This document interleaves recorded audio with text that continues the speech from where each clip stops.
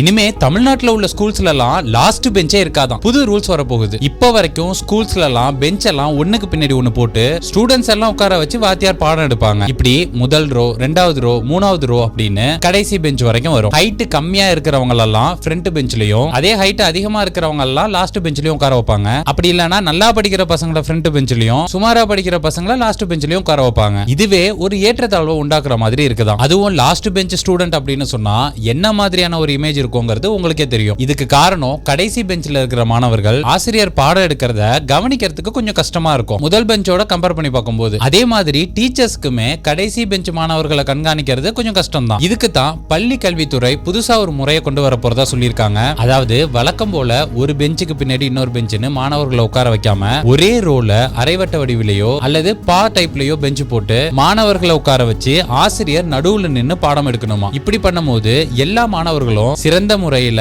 சமமா பாடத்தை கவனிக்கிறதுக்கு இது உதவும் அப்படின்னு பள்ளி கல்வித்துறை இயக்குனர் அறிவுறுத்திருக்காங்க. ஒரு பக்கம் இதோட பாசிட்டிவான விஷயங்களை சொன்னாலும் கூட, இன்னொரு பக்கம் இந்த மாதிரி உட்காரும் போது சைட்ல உட்கார்ந்து இருக்கிற மாணவர்கள் கழுத்தை திருப்பின பொசிஷன்லயே ஆசிரியரை கவனிக்கிறது கழுத்து வலியை ஏற்படுத்தலாம் அப்படின்னும், அதிகமான எண்ணிக்கையில மாணவர்கள் இருக்கிற வகுப்புக்கு இது பொருந்தாது அப்படின்னும் விமர்சனங்கள் எழதான் செய்யுது. நீங்க இதை பத்தி என்ன நினைக்கிறீங்க? உங்களுடைய கருத்துக்கள் என்ன அப்படிங்கறத கமெண்ட்ல பதிவு பண்ணுங்க.